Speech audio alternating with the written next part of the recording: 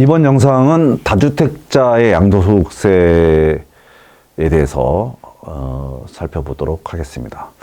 다주택자들은 지금 주택을 보유하자니 종부세가 너무 많고 처분하자니 양도세가 너무 많아서 사실은 주택을 많이 갖고 있는 게 지금은 굉장히 이게 좀 어려운 상황이에요. 지금 너무 힘들어요.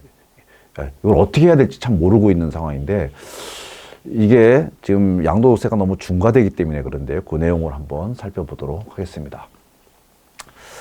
첫째로, 주택이란 할 때, 우리가 중과세 할 때, 주택은 조정정리에 있는 주택으로서 두 채 이상일 경우에 중과를 합니다.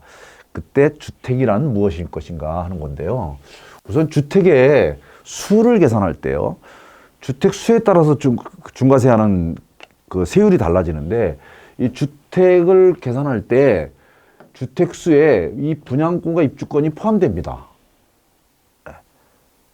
그러니까 내가 주택을 처분하는데 분양권과 입주권이 있다면 요 주택을 처분할 때 주택 수는 이게 세 채 보유한 사람이 주택 처분하는 것이 되는 거죠.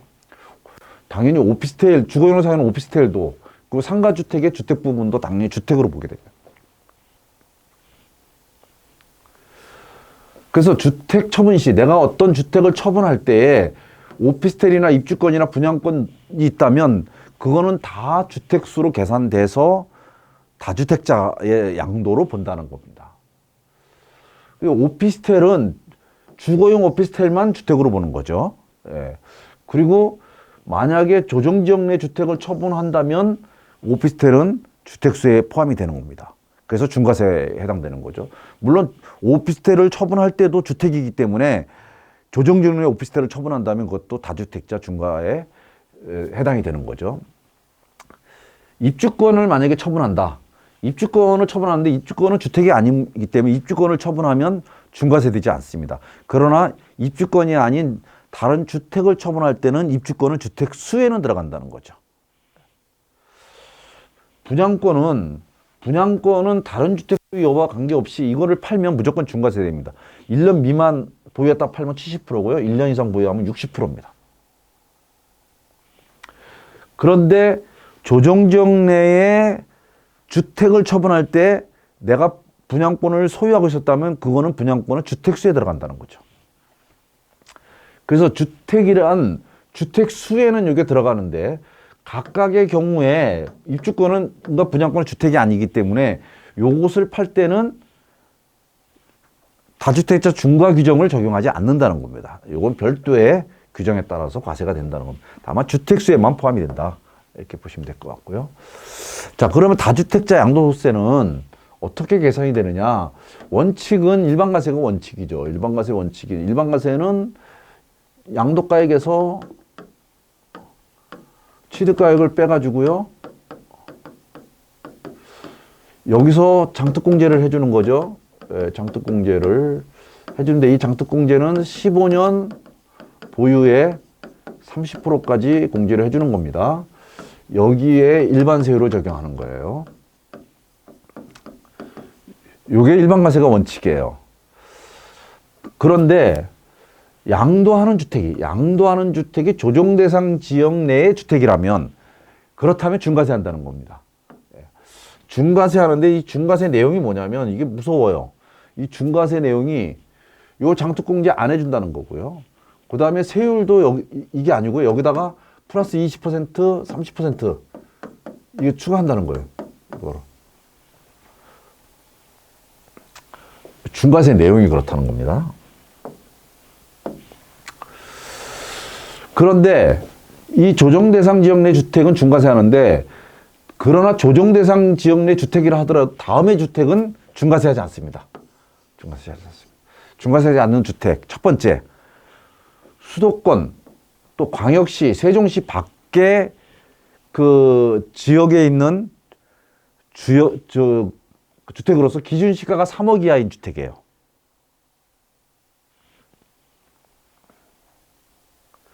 이거는 요 주택이 그 조정지역내 주택이라 할지라도 중과세 하지 않는다는 겁니다.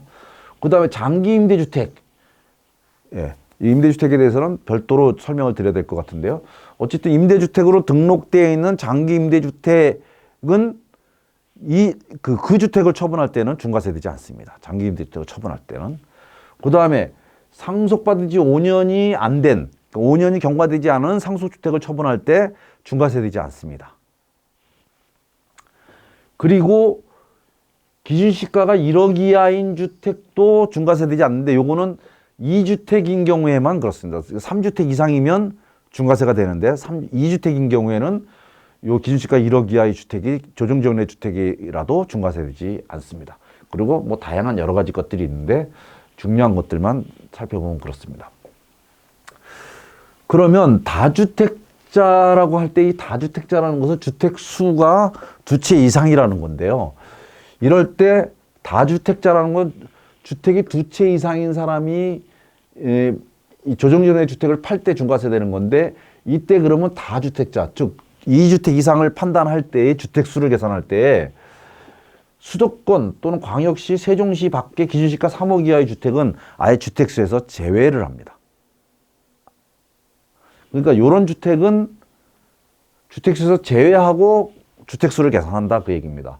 이랬을 때에 요 수도권, 광역시, 세종시 밖이라고 했습니다. 예, 그러니까 저 밖에 있는 기준시가 3억 이하의 주택.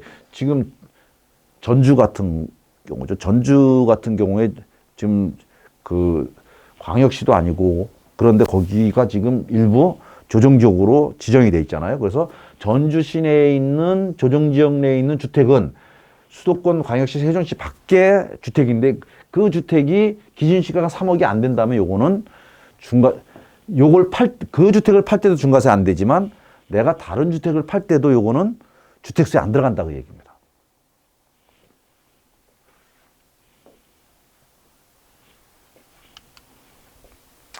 그럼 다주택자를 팔 때에 아까 말씀드린 그 원래는 다주택을 팔 때는 일반과세가 됩니다. 비과세도 안 되고요. 중과세도 안 되고 일반과세가 됩니다. 일반과세는 아까 설명드린 것처럼 이 양도가격 취득가격 양도차익에서 장기보유공제, 일반 장기보유공제죠. 일반 장기공제는 보유기간별로 15년에서 최고 30%까지 공제를 받는 거. 거기다가 기본세율을 적용합니다. 즉 6%에서 45%, 45%까지 적용을 합니다. 이게 원칙이죠. 그러나 만약에 다주택자가 파는 그 양도주택이 주택이 조정대상 지역에 있다. 그 주택이 조정대상 지역에 있다라고 하면 요거는 중과세 한다는 거죠.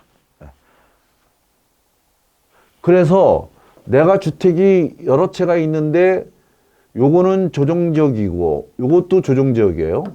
요거는 일반지역이에요. 그러면 내가 요 세 채 있을 때 요거를 판다. 요거를 양도한다면 요거는 중과세 되지 않아요. 그죠? 일반 지역이니까. 그러나 요 주택을 처분하면 요건 중과세 되는 거죠.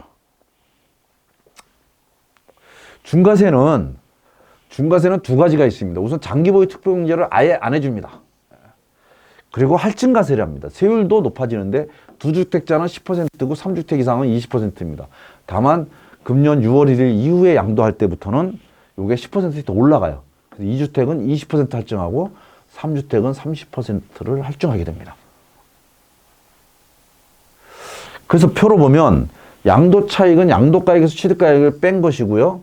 거기서 장기보유 특공제를 빼줘야 되는데 중과세 할 때는 이걸 빼주질 않습니다. 그리고 양도세율을 적용을 할 때 기본세율의 10% 내지 20%를 할증을 합니다. 즉 6%에서 45%니까 10%를 할증하면 16%가 되고요. 20% 할증하면 26%가 되고요. 최고 세율은 2주택자는 55%, 3주택자는 65%까지 되는 것이죠. 요게 6월 1일부터는 올라가서 최고 세율이 65% 또는 75%가 됩니다. 3주택 이상자가 양도 차익이 10억이 넘어가면 그러면 30%를 중과세 하는 거죠. 중과세요. 그러면 75%가 됩니다. 거기다가 지방세가 7.5%예요. 그러면 82.5%를 중과세 한다는 겁니다. 그러니까 10억이 남았다면 8억 2,500을 세금을 내고 1억 7,500만 남는다는 겁니다. 물론 그 누진 공제액을 빼긴 해야 되겠지만 어쨌든 이렇게 엄청난 세금을 내도록 해서 다주택자의 경우에는 네가 만약에 다주택자가 주택을 팔아서 이득이 생겼다면 그 세금 다 내고 거기서 이득 볼 생각하지 마라. 이게 아마 정부의 방침인 것 같습니다. 그래서 다주택자의 경우에 어떻게 내가 이거를 처분해야 될까? 주택을 뭘 먼저 처분해야 될까? 이렇게 고민을 해봐야 됩니다.